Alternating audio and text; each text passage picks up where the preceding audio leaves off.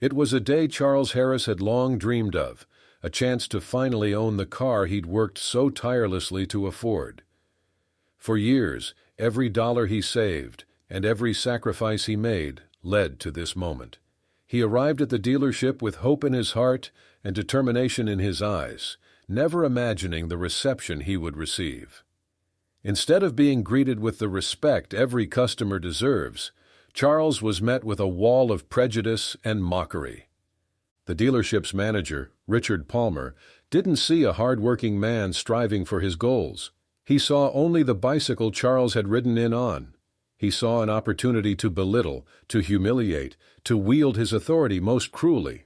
But what Richard couldn't see, what no one in that dealership could have anticipated, was how this ordinary visit would lead to an extraordinary confrontation, a moment that would shake the foundation of their assumptions, alter the lives of everyone involved, and deliver a lesson they would never forget.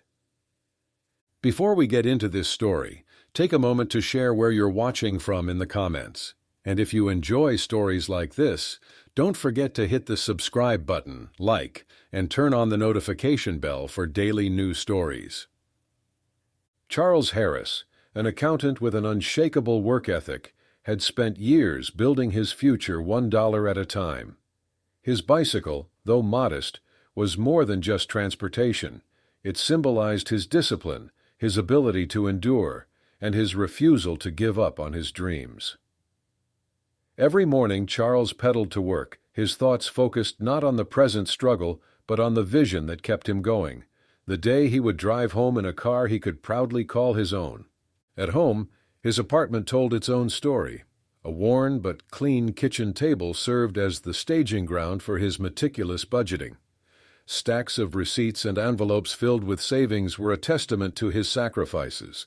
Above it all, pinned to the wall, was a vision board, photos of the car he aspired to buy, a tangible reminder of why he endured long hours and ignored passing doubts.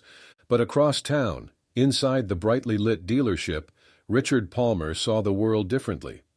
As the manager, he held authority, but his focus was not on service or respect, it was on status. Richard judged every customer who walked through those doors not by their dreams or determination, but by their clothes, their cars, their wallets. For him, appearances mattered more than anything else.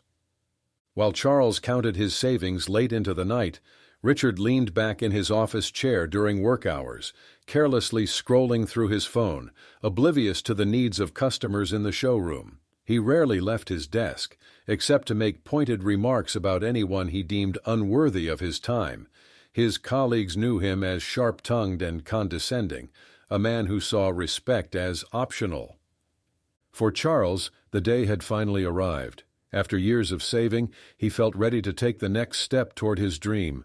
Cycling to the dealership, he carried not only his savings but a quiet pride in how far he had come. Parking his bicycle outside, he stood for a moment, staring through the glass at the rows of gleaming vehicles. This wasn't just a purchase, it was a milestone. Inside, the dealership buzzed with the low hum of conversations and the occasional sound of car doors opening and closing. Richard Palmer, the manager seated at his desk, barely glanced up as Charles entered. From the moment Richard noticed the bicycle outside, he had already made up his mind about the man who had walked through the door. As Charles approached, he greeted Richard politely, explaining that he was interested in the sedan on display, but Richard's response was anything but welcoming. With a smirk, he asked if Charles was there to deliver a package. When Charles, undeterred, repeated his interest in the sedan, Richard dismissed him outright, remarking that the car's door handles likely cost more than his bicycle and suggesting he try a second-hand lot down the road. Charles stood still for a moment, the weight of Richard's words sinking in. The humiliation was clear, amplified by the subtle glances of others nearby who had overheard the exchange. Without saying another word, Charles turned and walked out, his back straight and his dignity intact. Yet despite his composed exit, he couldn't ignore the sting of what had just happened. That night, Charles sat alone at his kitchen table, the weight of the day still fresh in his mind. The words, the laughter, the disdain. It all played on a loop, louder with every passing moment. This was supposed to be a triumphant step forward, but instead it had become a moment of humiliation. As he stared at the carefully stacked envelopes of savings in front of him, Charles knew he had a choice: let this experience define him or rise above it. After a long pause, he reached for his phone and made a call. On the other end of the line was Thomas Harris, his father, a man known not just for his success as a real estate mogul, but for his unwavering belief in dignity and justice. Charles explained the incident in detail, recounting every dismissive word and every look that suggested he didn't belong. Thomas listened quietly, his measured tone offering both comfort and resolve. "Go back," Thomas advised calmly. "Show them who you are. Show them what they failed to see." Taking his father's words to heart, Charles made his decision. The next morning he rose early, carefully selecting his sharpest suit. With a newfound determination, he meticulously counted his savings one last time before placing them in his bag. By the time he stepped into the dealership, his presence had already started to draw attention. The quiet confidence with which he carried himself, the calculated movements as he examined the very sedan he had inquired about the day before, it all created a stir among the staff. And then there was the cash. As Charles began counting it methodically, the murmur of voices grew louder. All eyes turned toward him, and even those who had ignored him the previous day now found themselves unable to look away. As the murmur of voices spread through the dealership, Richard Palmer finally noticed the commotion. He watched from a distance, his expression shifting as he realized the source of the attention. It was Charles, standing at the center of the room, examining the same sedan he had dismissed him over the day before. Richard quickly straightened his posture, adopting a thin veneer of politeness as he approached. His smile was calculated, his tone practiced, as he addressed Charles with an air of sudden interest. "Good morning," Richard began, the condescension in his voice carefully masked. "I see you're still interested in the sedan. Perhaps I can help you with the details." Charles looked at him, calm and unwavering. His response was deliberate, each word cutting through the tension in the room. "Do you remember me?" he asked, his voice steady. "Yesterday you laughed at me because I came on a bicycle. You told me to try a second-hand lot. Do you know who owns this building?" Richard's forced smile faltered. His confidence wavered, the weight of Charles's question hanging heavily in the air. Before he could respond, a commanding voice cut through the room. "That would be me." All eyes turned as Thomas Harris stepped into the showroom. His presence was undeniable, calm, confident, and every bit the successful man he was known to be. As he walked toward Charles, his gaze never left Richard, who now stood frozen in place, his earlier arrogance replaced with visible unease. Thomas stopped in front of his son, his voice firm and clear. "This is my son," he said, his words resonating through the room, "and as of today, you're no longer the manager of this dealership." The silence that followed was deafening. Richard stammered, trying to form a response, but no words came. The reality of the moment settled over him, his expression shifting from disbelief to regret.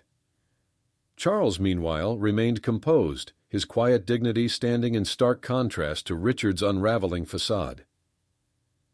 The dealership was silent as Thomas Harris turned and placed a hand on his son's shoulder, a subtle yet powerful gesture of support. With the confrontation behind him, Charles stepped forward toward the sedan he had admired for so long. There was no hesitation as he calmly counted out his savings, each stack of cash a testament to years of sacrifice and determination. Staff members watched in stunned silence, their earlier assumptions shattered. As Charles completed the transaction, the same car that had once seemed out of reach was now his. The keys were handed over without a word, the weight of the moment speaking louder than anything else. But the story didn't end there. Before leaving the dealership, Thomas called the remaining staff together. His tone was firm, but it carried a sense of purpose. "From this moment on," he began, "every customer who walks through these doors will be treated with the respect they deserve. There will be no exceptions. This business is built on service, not judgment. True to his word, Thomas had a new policy implemented by the end of the week. Large signs were displayed throughout the showroom, bearing a simple but powerful message. All customers deserve respect, no exceptions.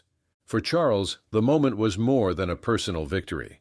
As he drove his new car away from the dealership, he did so not just with a restored sense of confidence, but with the knowledge that his experience had sparked change. The bicycle that had once been a source of mockery now rested proudly beside his car at home, a symbol of his journey and resilience. The story of Charles Harris is not just about one man's determination. It's a reminder of the power of dignity, respect, and perseverance. In a world where appearances often dictate first impressions, it's easy to forget that every person has a story, a journey that deserves recognition. Charles didn't let prejudice define him. He chose a path of quiet strength, proving that true value lies not in possessions or appearances, but in character. His triumph wasn't just about buying a car. It was about redefining what success and respect look like, for himself and for everyone who witnessed it. This story leaves us with a simple but profound truth. Judging others by their appearance may cost us more than we realize, while offering respect costs nothing and has the power to change everything. Charles's story is a testament to resilience, dignity, and the importance of treating others with respect. If this story inspired you, don't forget to like this video, share it with your friends, and subscribe to this channel for more real-life tales of justice, respect, and overcoming adversity. And remember, every act of kindness, every show of respect can change a story for the better.